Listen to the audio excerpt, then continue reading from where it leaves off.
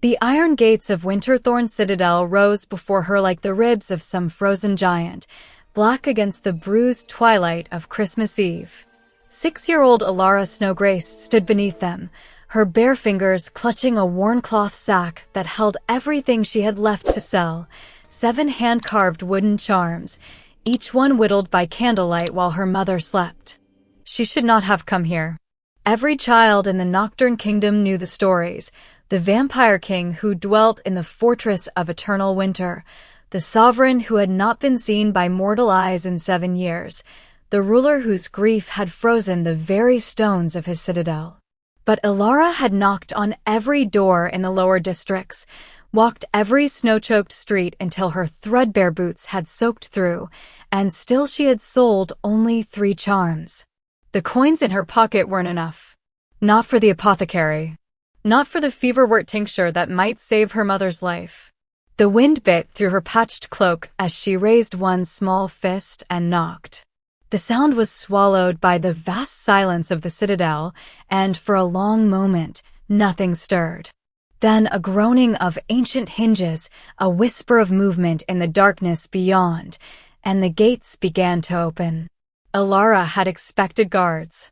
She had expected to be turned away, perhaps even laughed at for her foolishness. She had not expected him. Valen Winterborn stood in the gateway like a figure carved from moonlight and shadow. Tall, impossibly still, wrapped in a cloak the color of midnight, he regarded her with eyes that gleamed like polished silver in the gloom. His face was beautiful in the way winter itself was beautiful, sharp, cold, and utterly inhuman. But it was not his appearance that made Alara's breath catch. It was the expression that flickered across his features when he looked at her. Something between recognition and pain. "A child," he said, and his voice was low and resonant, like distant thunder over frozen lakes. On Christmas Eve. Alone. Before we continue this story, please let us know where you are watching from in the comments. Also, if you enjoy these stories, please like and subscribe to this channel. Alara forced herself to curtsy, the way her mother had taught her, though her legs trembled with cold and exhaustion. "Your Majesty. I'm selling charms. Hand-carved. For Christmas."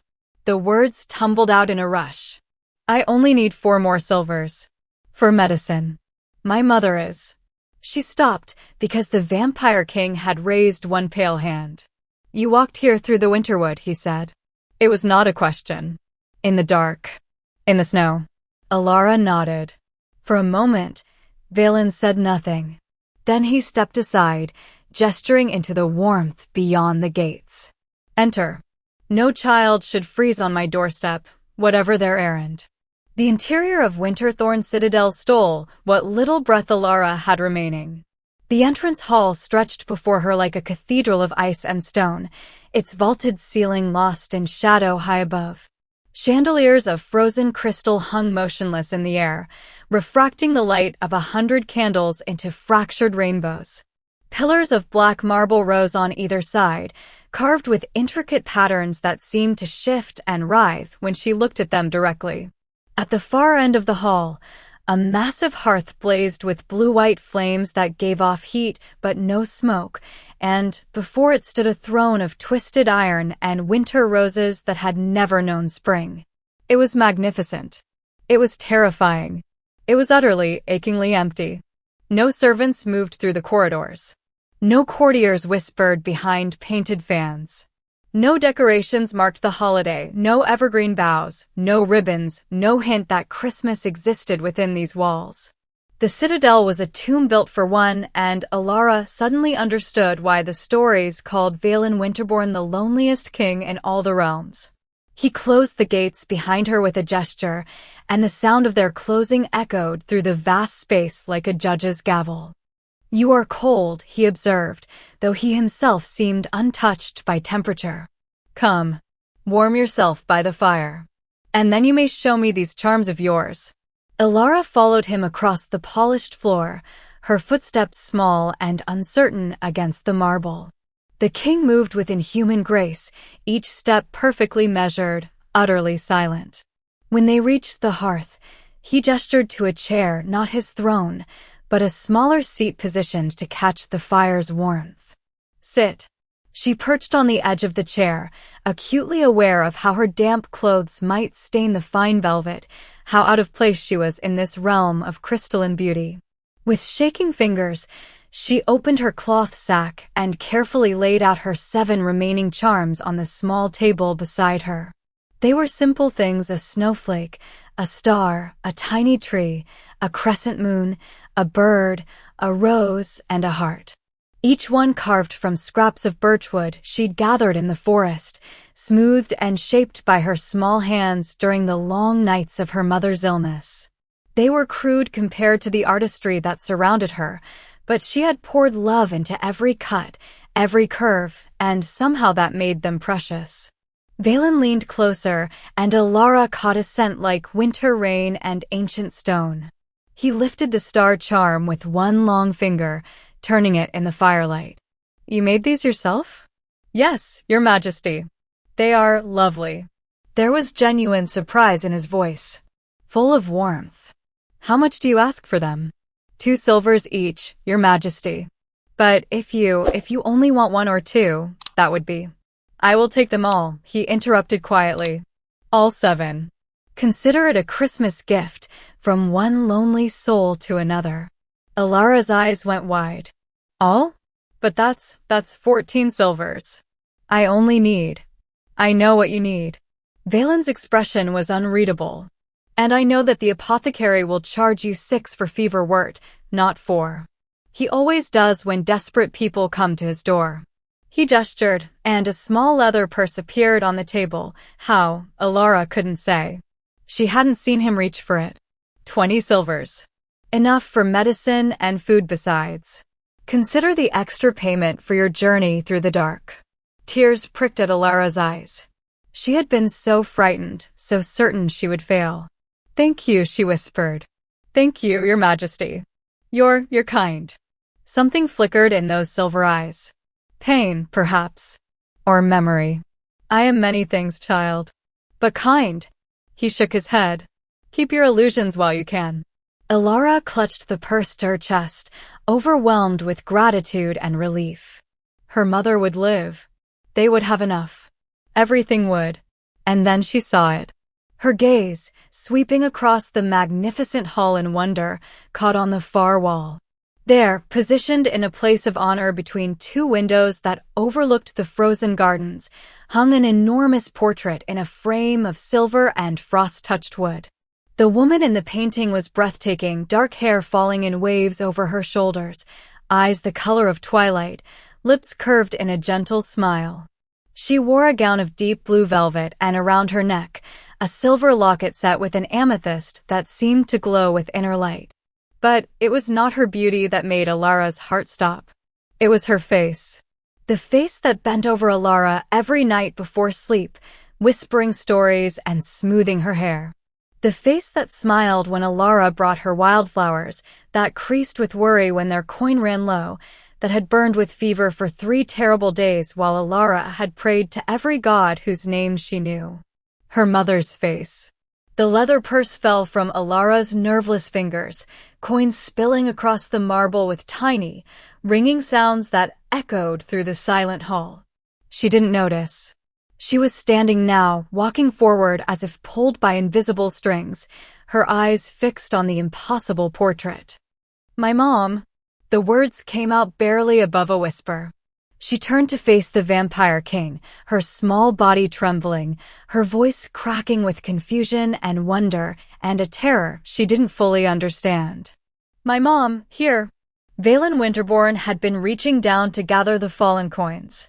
At her words, he went absolutely still, so motionless he might have been carved from stone himself. When he straightened, the expression on his face was one Alara would remember for the rest of her life. Shock, recognition, and a grief so profound it seemed to crack the very foundations of the ancient citadel. The vampire king's lips parted, but no sound emerged. The Lord of Frost and Shadow, the immortal sovereign who had ruled for centuries, stood speechless before a 6-year-old girl whose 4 words had just shattered his carefully constructed world. Outside, the first bells of Christmas began to toll. And in the vast, frozen silence of Winterthorn Citadel, a mystery 7 years in the making began to unfold. Do you think King Valen will be able to protect his daughter from the entire Shadow Council? Let us know your predictions in the comments. The silence stretched between them like a frozen chasm.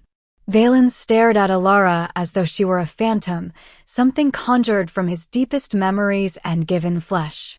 When he finally spoke, his voice was barely audible. What did you say? Alara's finger trembled as she pointed at the portrait. That's my mom. Morwenna Frostvale. She turned back to him, confusion written across her small face. Why is her painting in your home? Did you know her? The Vampire King moved then, crossing the distance between them with inhuman speed. He stopped just short of touching her, his silver eyes searching her face with an intensity that made her want to step back. But she held her ground, clutching her worn cloak, waiting. Morwenna, he breathed, and the name on his lips sounded like a prayer and a curse intertwined.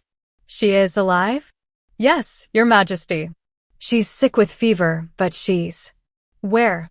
The single word cracked through the air like breaking ice. In the lower districts. Frost Lane, the cottage with the blue shutters. But I don't understand. Valen's hand went to his chest, pressing against his heart as though to confirm it still beat. Come with me. Now. He strode toward a corridor branching off the main hall, and after a moment's hesitation, Alara followed, her boots whispering against the cold stone. He led her to a study lined with ancient books, their leather spines cracked with age. A fire burned in a smaller hearth here, casting dancing shadows across maps and scrolls scattered on a massive desk. Valen turned to face her fully for the first time, and in the firelight, Alara could see the war of emotions playing across his immortal features. Your eyes, he said softly. Gray as winter clouds. The same unusual shade as... He stopped, closing his own eyes briefly. How old are you, child? 6, your majesty. I'll be 7 on the winter solstice. She watched his jaw tighten, watched his pale fingers curl into fists at his sides. And your mother? When did she come to the lower districts? How long have you lived there? All my life, I think. But... Alara hesitated, uncertain why she was sharing this with a stranger, even a king. Perhaps it was the raw pain in his voice. Perhaps it was the way he looked at her mother's portrait. Mama doesn't remember anything before 7 years ago. She says her memories start from when she found herself in the Winterwood, alone and confused, with nothing but the clothes on her back and... A locket, Valen interrupted, his voice hollow. Silver, set with an amethyst stone. Alara's breath caught. Yes. How did you? Because I gave it to her. He turned away, one hand braced against the mantel, his shoulders rigid beneath his dark cloak. The night before she vanished. 7 years ago this very night, Christmas Eve. I commissioned that portrait to surprise her, to have something beautiful to mark our... He stopped, and when he continued, his voice was thick with barely contained emotion. I loved her. More than my immortal soul. More than my crown. I would have given her everything. But she disappeared, Alara whispered, understanding beginning to dawn like cold sunrise. Without a trace. Without a word. I searched for months, years. I sent every resource at my command into the kingdom, but it was as though she had been erased from existence. I thought. His voice broke, and he pressed his forehead against the stone mantel. I thought she had chosen to leave me. That she had realized what I was, a creature of darkness, and fled from the monster who loved her. Alara moved closer, her small hand reaching out to touch his cloak. She's not like that. Mama wouldn't run from someone she loved. She always says love is the one thing worth fighting for. Valen turned, and Alara saw tears glistening in his silver eyes. Impossible. She had thought vampires couldn't cry. He knelt before her, bringing himself to her eye level, and studied her face with wonder and dawning realization. Your features. Your eyes. Even the way you tilt your head when you're thinking. His voice was barely a whisper. You're not just her daughter. You're our daughter. The child she carried when she vanished. The words hung in the air between them, transforming everything. Outside, the Christmas bells had fallen silent, and in their absence, Alara could hear her own heart thundering in her chest. My father, she breathed. But Mama said she didn't know. That she couldn't remember. Because someone took those memories from her, Valen said, and now his voice carried an edge of cold fury that made the very air frost around them. Someone stole her. Hid her. Stripped her mind of everything she was. And I know exactly why. Valen rose and moved to the frost-covered window, his reflection ghostly in the dark glass. We met in spring, 7 years past. She was gathering herbs in the winterwood, a healer's daughter with no fear of the shadows. I was drawn to her light like a moth to flame. His voice softened with memory. We met in secret, in the frozen glades where the moonlight touched the ice. She never feared what I was. She saw past the crown, past the immortality, to whatever remnant of humanity still flickered in this cursed heart. Alara listened, transfixed, as pieces of her mother's lost life took shape before her. I commissioned the portrait on the longest night of that year, the winter solstice. I planned to ask her to stay with me, to become my queen if she would have me. But when I returned to our meeting place the next evening, Christmas Eve, she was gone. Not a footprint. Not a trace. Just emptiness. His hand pressed against the frozen glass. I never knew she carried my child. If I had known. He stopped abruptly, his silver eyes narrowing. Alara watched as he lifted one pale hand and traced a pattern in the frost on the window pane. The ice responded to his touch, swirling and reforming into words that glowed with faint blue light. Asterisk, they took her. The council fears the prophecy. Protect yourself, my king.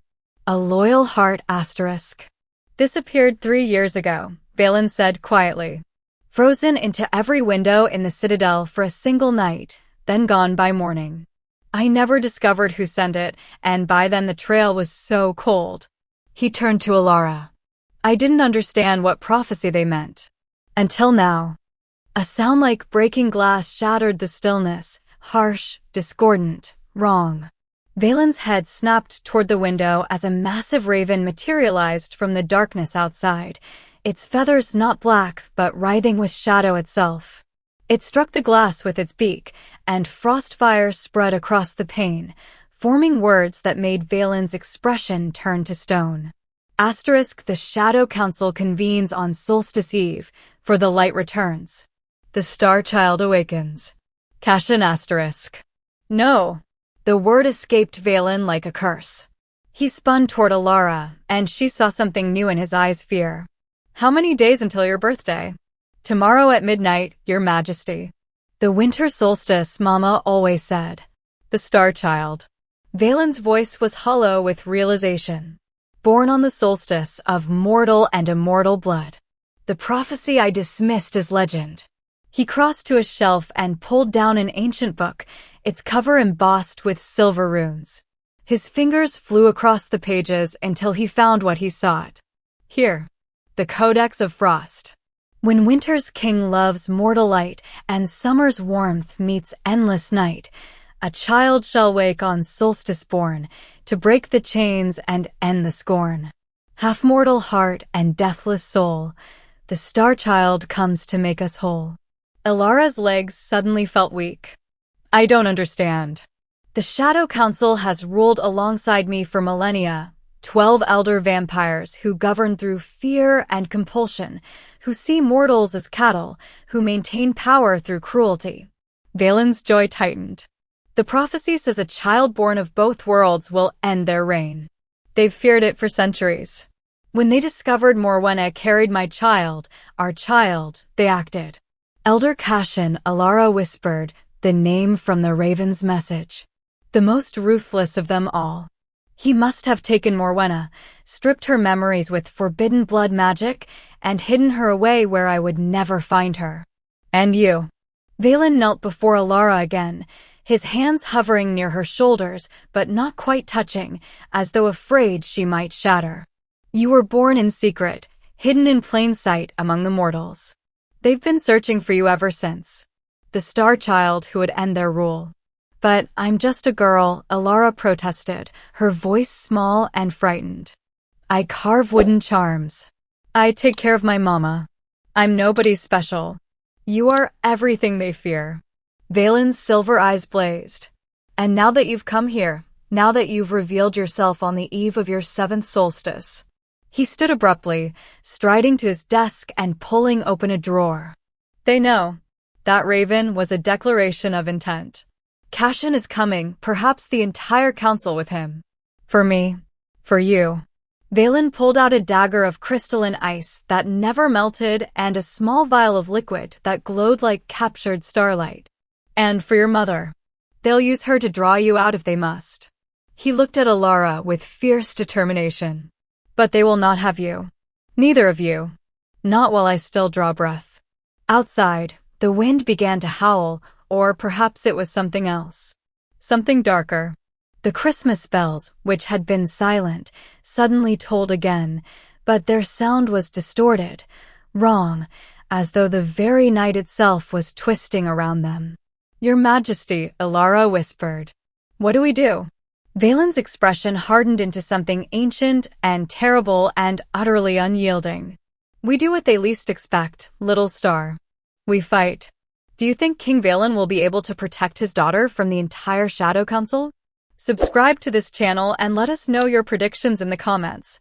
Valen swept through the corridors with Alara running to keep pace, descending spiral stairs that seemed to burrow into the very bones of the mountain. They passed through chambers lined with ice that never melted and doors sealed with frostfire, until finally they reached a vault carved from pure white stone that gleamed like pearl in the darkness. The sacred vault of Winterthorn, Valen said, pressing his palm against the door. Ice bloomed beneath his touch, intricate patterns spreading like crystalline veins, and the door swung inward with a sound like a sigh. Few have entered here. Fewer still have left unchanged. The chamber beyond stole Alara's breath. The Codex of Frost rested on a pedestal of black ice in the center, its pages glowing with their own inner light. But it was the cold that struck her most, a cold so profound it should have frozen the marrow in her bones, turned her breath to ice crystals, stopped her heart mid-beat. Yet she felt nothing but a gentle coolness, like a spring breeze. Valen noticed immediately. He had been watching her, she realized, waiting for her to cry out or stumble. You don't feel it, he said, wonder threading through his voice. The ancient cold. It would kill a mortal in seconds, freeze them where they stand. But you. He gestured to the Codex. The first sign. Untouched by winter's killing breath. Alara moved closer to the book, drawn by its luminous pages. The words seemed to shift and rearrange themselves as she approached, and she saw her own story written in ice and silver ink, the prophecy Valen had read to her, but with more. So much more. Try something for me, Valen said softly. Look at your shadow on the floor. Think of it moving. Just will it to shift. It sounded impossible, but Alara had already accepted so many impossible things tonight. She focused on her shadow, cast long and dark by the Codex's glow, and imagined it reaching toward Valen's. For a heartbeat, nothing happened. Then her shadow flickered, stretched, its fingers extending like dark tendrils across the white stone floor before snapping back to its normal shape. Valen exhaled sharply. The second sign. Command of shadow, child of night. I don't understand what's happening to me, Alara whispered. You're waking up. Valen crossed to a shelf and retrieved a small sprig of evergreen, its needles gray and brittle, long dead from the vault's supernatural cold. He placed it in her hands. This has been frozen for a century. Touch it. Really touch it with intention. Alara closed her small fingers around the dead branch, feeling its brittleness, its lifelessness. But beneath her touch, something stirred, a pulse of warmth, of light, of something that felt like springtime and hope and her mother's lullabies all woven together. The gray needles flushed with green. New growth sprouted from the dead wood. A tiny white flower bloomed at its tip, impossible and perfect. The third sign, Valen breathed. Life from death and warmth from cold. Alara, you're the star child. There can be no doubt. Tears spilled down Alara's cheeks. I just wanted to save my mama. And you will. You're the light in my darkness, little star. The child they tried to prevent. The future they cannot stop. He reached for the locket around his own neck, a twin to Morwenna's. Alara now realized, intending to place it with the codex for safekeeping. But his hands trembled, and the chain slipped, its clasp cutting across his palm. A single drop of blood fell, dark as rubies, and landed on Alara's outstretched hand. The effect was instantaneous. The blood didn't splash or spread, it crystallized, burning with cold fire, sinking into her skin and forming a pattern that glowed brilliant silver blue. A perfect snowflake sigil bloomed across her palm, intricate and beautiful and permanent, pulsing with power that made the very air around them hum. Valen stared, his expression stunned. Blood answers blood. The binding of heir to throne. I didn't mean, this hasn't been performed in 500 years. A sound like thunder rolled through the citadel above them, followed by the splintering of ice and stone.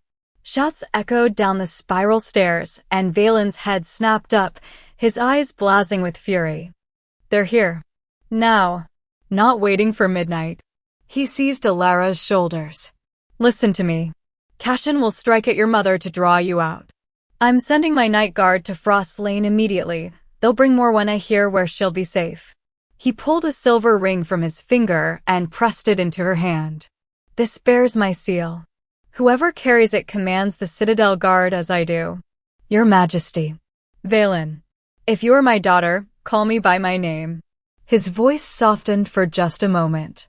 I claim you, Alara Snowgrace, as my ward and heir of Winterthorn. By blood and prophecy, by love and law, I name you my own. The snowflake sigil on her palm flared bright, and Alara felt something fundamental shift inside her, a connection settling into place, ancient and unbreakable. Above them, the sounds of battle grew closer. The Shadow Council had come for the Star Child, and they were not waiting for morning. Valen's expression hardened into something terrible and beautiful. Stay behind me, Alara. Let them see what a father's fury looks like when they threaten his child. They ascended to the great hall where the Shadow Council waited, 12 figures robed in darkness standing like ravens around Valen's throne. At their center stood Elder Cashin, tall and ancient, his face sharp as a blade, his eyes like chips of black ice. The hall had filled with vampires drawn by the disturbance, nobles and courtiers who had not graced Winterthorn in 7 years, all watching with hunger and anticipation. Valen's voice rang out, clear and commanding. I invoke the Yuletide judgment, the ancient right to bring grievance before the assembled court on this holiest of nights, where truth is demanded and lies turn to dust. A murmur rippled through the crowd. The Yuletide judgment was old magic, binding even to elders. Cashin's expression flickered with annoyance before settling back into cold disdain. You invoke ancient law for this? Cashin gestured dismissively at Alara, who stood at Valen's side, small but unbowed. For an abomination? This half-blood child pollutes the ancient lineage of Winterthorn. She is mortal filth wrapped in stolen power. Alara felt the words like physical blows, but she lifted her chin, meeting Cashin's gaze. The snowflake sigil on her palm pulsed warmly, and she found courage she didn't know she possessed. Is it my blood you fear, Elder Cashin?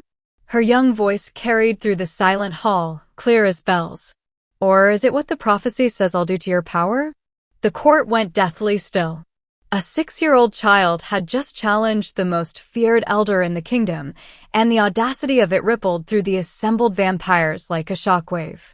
Cashin's face darkened. You dare.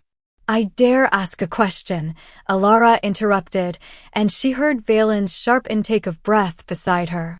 If I'm just a powerless half-blood, why did you steal my mother? Why did you strip her memories and hide her away? What were you so afraid of? Testimony, Valen called out, his voice cutting through the tension. I demand testimony under the Yuletide law. A figure emerged from the shadows, an elderly vampire in steward's livery, his hands trembling but his voice steady. I served Elder Cashin's household 7 years past. I heard him order the taking of the mortal woman Morwenna. I heard him speak of the prophecy of the child she carried. I heard him say, the star child must never wake. The steward bowed his head. I sent the frozen warning, Your Majesty. Forgive me that it took 3 years to find the courage. Cashin's eyes blazed with rage. The testimony of a doddering fool means nothing. It means everything under Yuletide law, Valen countered. Unless you can prove him false. Cashin's hand shot out toward Alara, his eyes beginning to glow with unnatural light.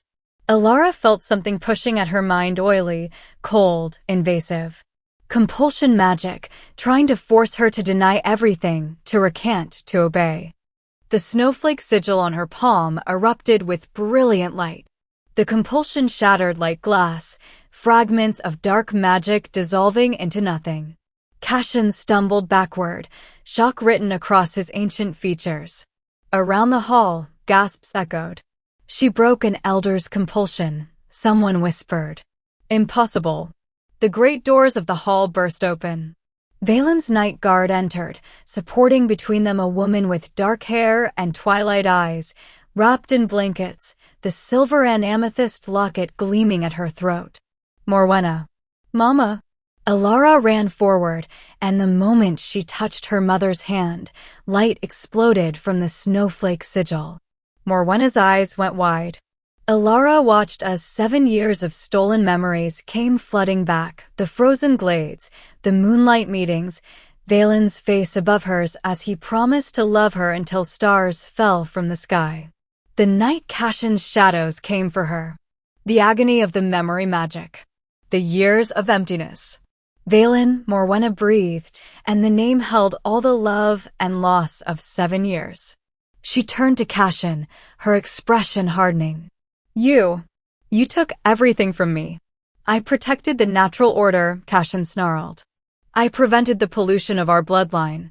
You lie, Valen said flatly. And under the ancient magic of the Yuletide judgment, the lie could not stand. The words turned to frost on Cashin's tongue, cascading from his lips as frozen dust that fell glittering to the floor. He gagged, clutching his throat, fury and fear warring in his eyes. Then he moved faster than mortal sight could follow, an icicle-like dagger of pure cold appearing in his hand as he lunged toward Alara. Alara didn't think. She simply felt the ancient stones beneath her feet, felt the frozen architecture that had stood for millennia, felt the winter itself that flowed through Winterthorn's bones. And she commanded. The floor erupted. Chains of ice burst from the stone, wrapping around Cashin's limbs and freezing him in place. Winter blooms, impossible flowers of frost and light, sprouted from the walls, from the pillars, from every surface, filling the hall with their ethereal glow. The ancient castle itself responded to her power, recognizing its prophesied sovereign. Cashin hung suspended in chains of ice and living winter, his dagger fallen from nerveless fingers, his eyes wide with the realization of his defeat. The court stared in awe at the small girl whose outstretched hand commanded the very citadel. The Star Child, someone whispered, and then another took up the words, until the entire hall echoed with them. The Star Child awakens. Valen stepped forward, and the ice chains dissolved at his gesture, dropping Cashin to the floor. Stand, Elder. Face me as you should have 7 years ago, with honor, not shadows. Cashin rose, his face twisted with hatred, and the two immortals circled each other in the center of the hall. What followed was not a battle, but a demonstration of the vast gulf between them. Valen, ancient and powerful beyond measure, moved like winter's wrath itself, each strike precise and devastating. Cashin fought with desperation and cunning, but it was not enough. It had never been enough. Within moments, Cashin was on his knees, Valen's blade of crystalline ice at his throat. The court held its breath. By ancient law, Cashin's crimes demanded execution, kidnapping, memory theft, attempted murder of the king's heir.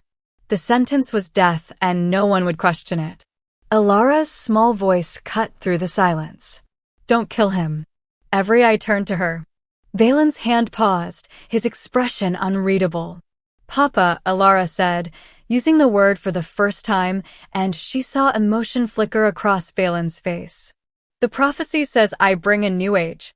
Let it begin with mercy, not more death." Valen held Cashin's gaze for a long moment, then lowered his blade. "Banishment. To the northern wastes beyond the frozen veil, where you will have eternity to contemplate the cost of your fear." He gestured, and guards moved forward. "If you return, the sentence will be death. Be grateful my daughter has a gentler heart than you deserved." As Cashin was led away, the other elders bowed their heads, not in submission, but in acknowledgement. The old ways were ending. Something new was beginning. Valen turned to where Morwenna stood with Alara, and in front of his entire court, the vampire king knelt. "7 years ago, I lost everything. I thought it was fate's cruelty, punishment for a monster daring to love." His voice roughened with emotion. "But you were taken, not lost. Our child was hidden, not destroyed. And now you stand before me, and I have no right to ask, but I will ask anyway."